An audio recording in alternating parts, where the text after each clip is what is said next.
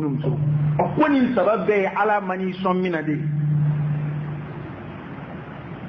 o bala ye mindi ema ka ko na min tuwa ne jarade nyoke muso be kele o kama muna kasoro min gonya ala ka bare mo be muso kelano kasoro jella man doni rek segel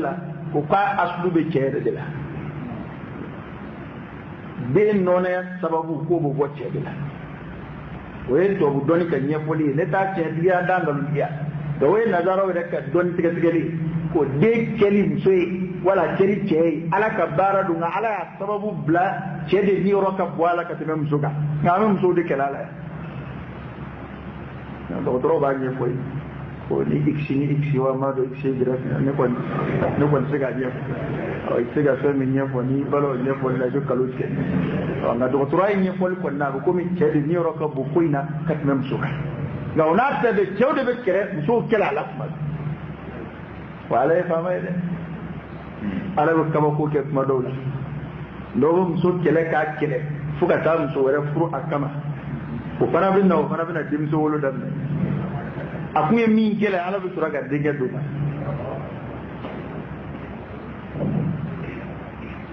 ala e fama ide ala bo ke ka daga bom so indala ke ala de fama ya ko ngene bo na ka fama ya ni doy mun na doro o sinaga dinga wa jimai so de kunno ka sura ja sababe ya ala ka sonni bana dina ala sa di barkama dinuma kamana ke ceyo na kira alamai abin na fajena abin na falah abana ke musoyo na kira alamai abin na fajena abin na falah ga e mai dinga kamar woro guju ce tan ce duru ce woro be do gulu bisa ku tu kan dunna so bolla ti fo nyew to chama be ba ba dinga kamar woro guju nani duru woro wulo bla babu ashini fuitina ashima delika tika fuikai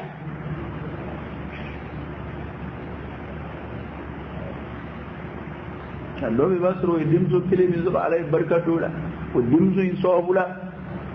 ma fo mem go shuka terna taka wal ma kuma shino bali fokat e basro dimzo in sababu tiraka here do sama kasro juru musrate de kada ka anga jamana kaya ma buran tun de tiraka bigai ko anga jamana la da fore na turabe ga fiya ma do bulisa asro do bu buron bla kata hijila do bu ka buron wa duta bu febe fu min ci abisro jun dimzo jubla dinge do be fu nay ma do fana me ko mo jamana kay ko yo fayi ko dimso de kadu bi ku de dinge ango muna ku ka la dala ko dinge ka pepe di taburana na ango chena o ma buya na onda be bla ko bana ko dimso de kadi mo ko mana fon de bin na ko ngani dinge do fon bi taka bu ma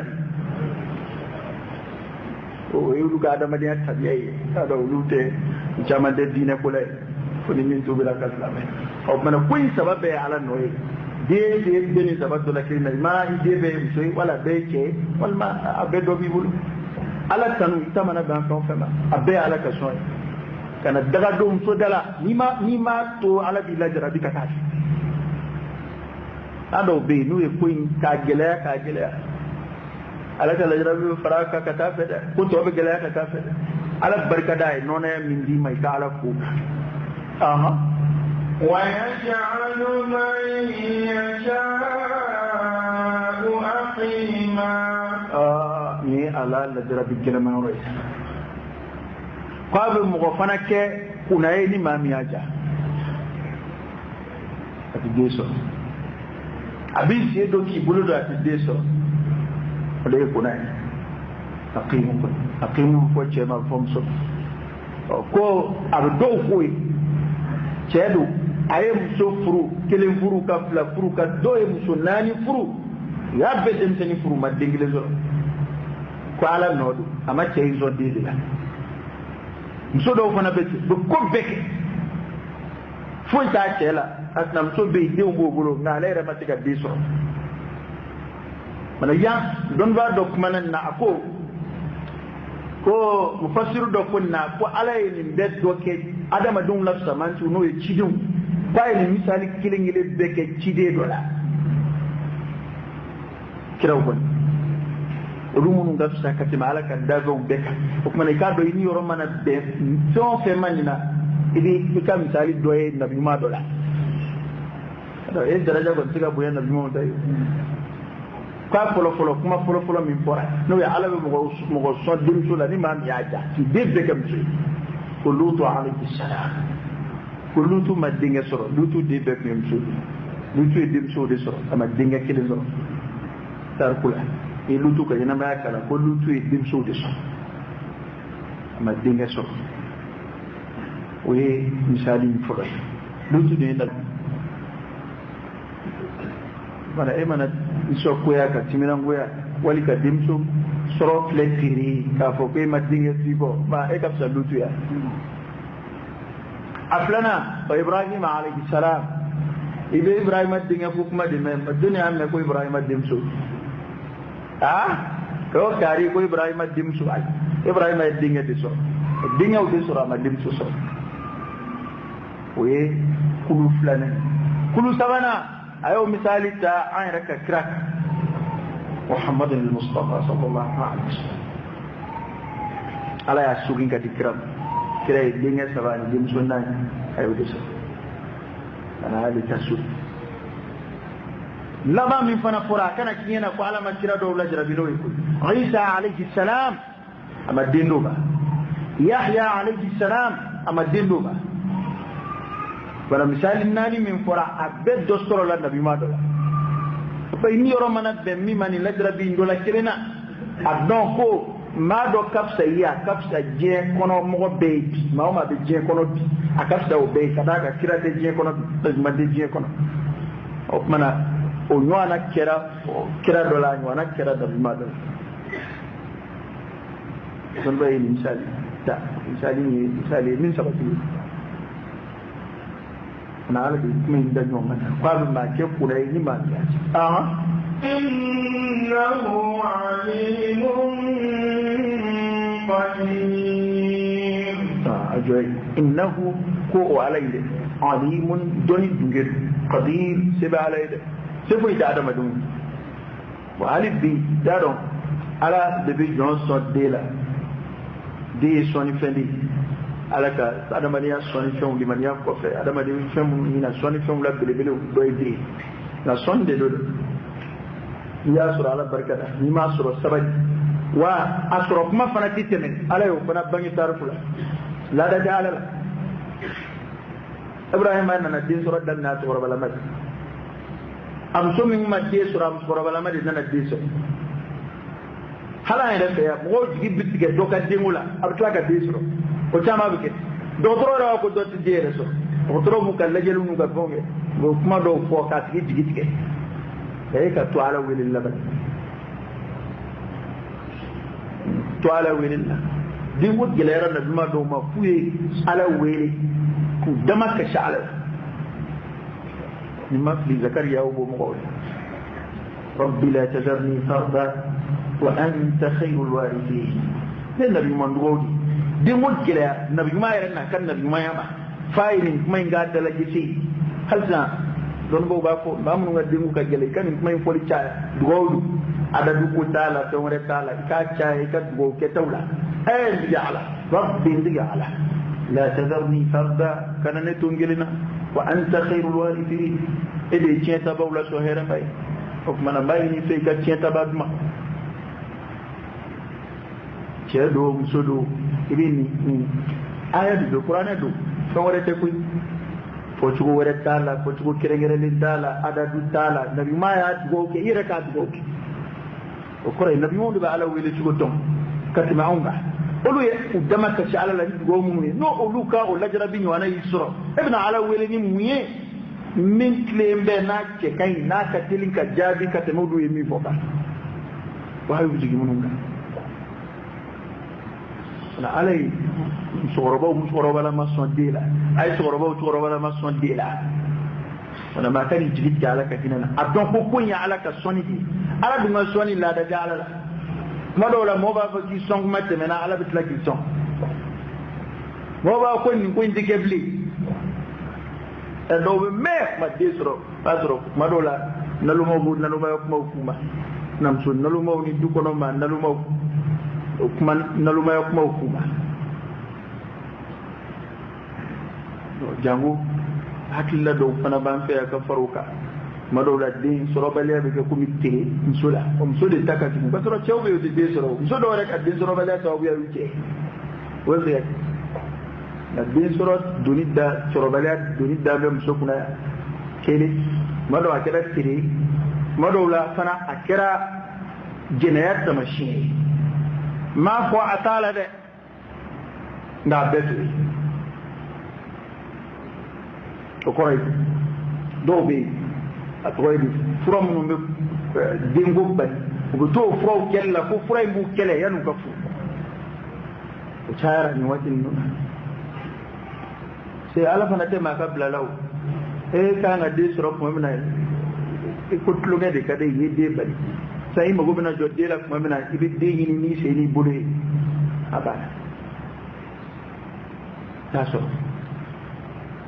fura mun filɛ bange kɔlɔsi fura minnu filɛ an bolo yan y'a dɔn fɛn o fɛn n'a bɛ fɛn bali waati la n'i y'a tugu k'i t'a bila a b'a dabila fura in bɛɛ ye pɔsɔni de ye pɔsɔni min n'a bɛ kɛ sababu ye ka i ma ka denkisɛ fa walima ka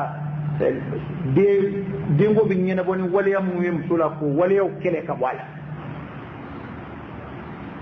la ala ka dali faleni o fana o kɔlɔlɔ de bɛ na kuma dɔw la nga ko kella da yɛrɛ k'a fɔ muso mana furu n'o ma den sɔrɔ kɔrɔ ye ko kun ye jɛnɛyakɛla kɔrɔ ye ko kun ye sunguruba ye n'a y'a kɛ ten o fana ye farati ye dɛ wala ko in kɛ ten dɔ bɛ ɲala dɔ b'a cɛlakaw la ni san tiɲɛna jɛden tɛ kalo la dɛ y'a dɔn o furani fana kɛ bɛ ka sanga sɔrɔ o bɛ npogotigini bɛ ka saki kɔnɔ ka yaala o bɛ farimu kaba ko daminɛ o y'a ta turu bɔ k'a fɔ k'a man ka kɛ muso la n'a cɛ ma bɛn a kan a ti di npogotigini ma a ti kɛ da sisan a bɛɛ sira bila la a bɛ fa bɛɛ a bɛ feere bɛɛ ma furakisɛninw n'a pikiriniw bɛ npogotiginin bɛ ka saki kɔnɔ ka yaala o pikiri ninnu n'i y'o kɛ ka se hakɛ dɔ la a ye dɔgɔtɔrɔw ɲininka n'i mɛnna ka n'a sera hakɛ dɔ la a b'a bali pewu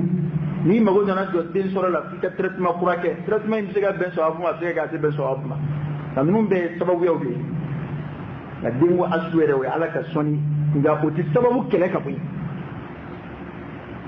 n'i ka dayɛlɛ ka bila n'i ka fɛnw dara n'i ka mobili da sɔgɔbali bila n'u y'a arajo bɔ ala y'a latigɛ i ka arajo ka suɲɛ kɛ nka i ye mobili dayɛlɛ k'a bila o kɛra sababu ye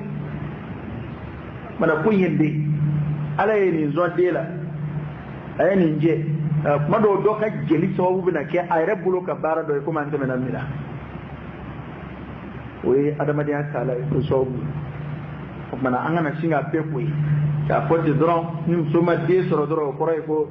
la o ni kuranɛ kɔni bɛ ɲɔgɔn cɛ ni min de ta sɛgɛsɛgɛra k'a ye o de nɔ don o y'a dama kuma ye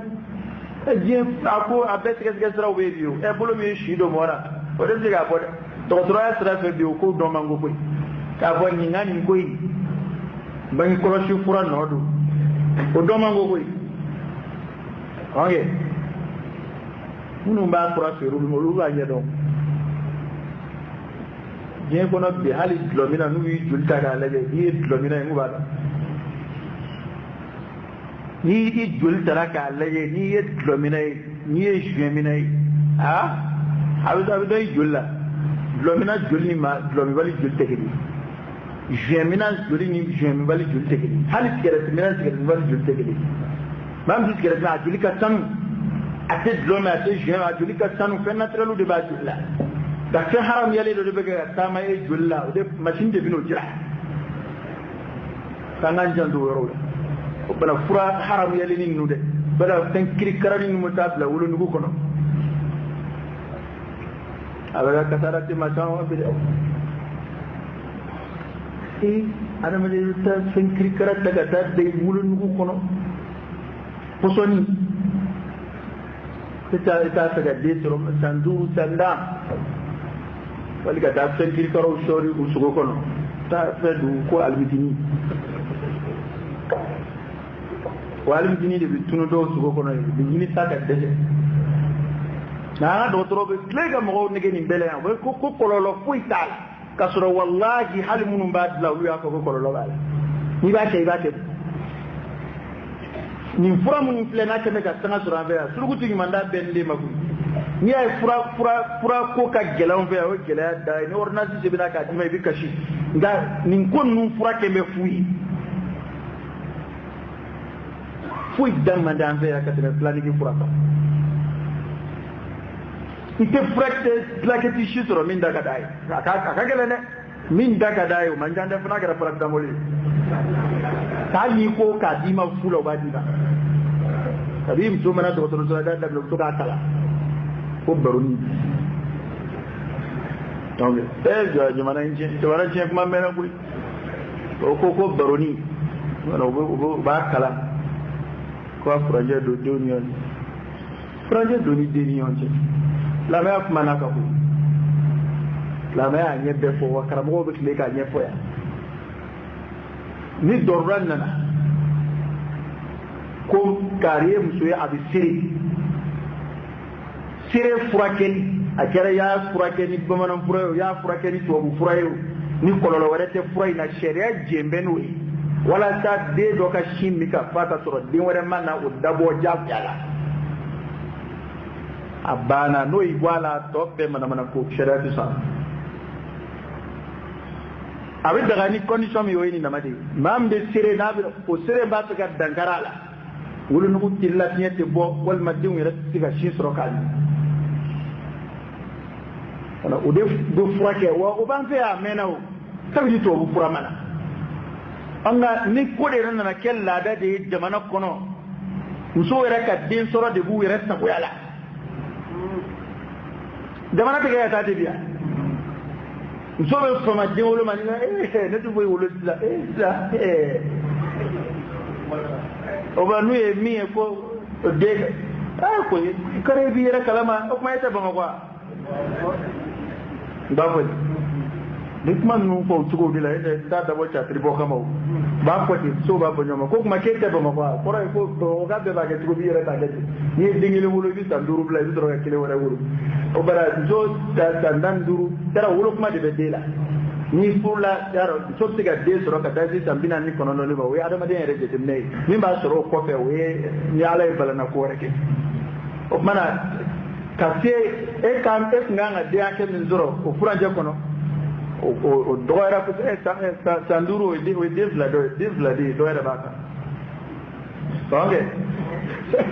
sanduru de vladi po ne o ko gera e sanduru gera dingili ado perdi nanale ha kede be perdi fa dude jamaka taya jamana dugukulo ferele do bata kono munu mena afon yo ko do bala lu man jawu ya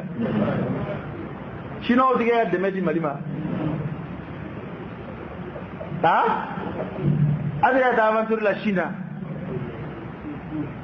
lo unana unige ya ko unde ka takwa do bola da fayo min fila ka ko sanawli ni ka bezir kurata ka sana do ala ara do ate dife ye ma ko ne ka mum so furu ka ti ara de dife ha au pe so kele le furu de mum so furu la ebe dife ko o ma min je dife no na kwa ka do bo de la ale ka fe de re ka wulu bo kuma tana zika kwa ka na wulu fiyo ha ko do bola bala kira mo ya marbu kira ya marbu kwa nga chaya anti kira ka kuma fle ko don bali kuma ide anti kira ka kuma fale ma shiga kono shi to mokana insha Allah ta'ala sallallahu alaihi wa sallam kira de ko kwaye muso din wulu taw furu ka de wulu ka chaya ka bon ko min do oni kullu arada bita waso nabi mo ngila woni mando fle ni nyomba jun no fe aya wo mo gosra dele ba a sababu ke mi we fa be kenda kasoro ko mai mi fle ko mai make chen yo du muna jamana ga fa nawo de ga taw na se ba be munu akad gele ga ko ministry nomena ko de duruba bul wal de ndamba dingile devla mamunum se ya dembi duru baloya olu de ka to wal man alay na fuere reddi mamunuma da soro nu be dingile devla no ko de mawli ko na batala ko di place ça va donc ce groupe entretien qui on veut ça là quand il on veut là do ka basta ukala ta dan flama ku kala kula ala ka boda ka ha ju chaya do ke ku do ke ku ai awni a ko akwai jawe ba abu chaya do ke ku do ke ku do e mai jamano na ma chara ba ku ba do bi pui ngane bi mene ka ko ma do bi ni voya a soro ni bulu ni ngoni de ba soro ale ra fa di zikina di wal ma dingono dona ite ma shi soro mi shi be sambi durula wala sambi orla wala sambi na ni kola woni hakilla nungu ma fala hakilla inda me na de ni a fa ku hakilla inda dura ale ku de wolo kada ka ale re ka du de zikina di wal matana wal matan kona ne yana ne fa kun dana fla maula ek bitu bena na subhanakallahumma wa bihamdika ashhadu an la ilaha illa anta astaghfiruka wa atubu ilaik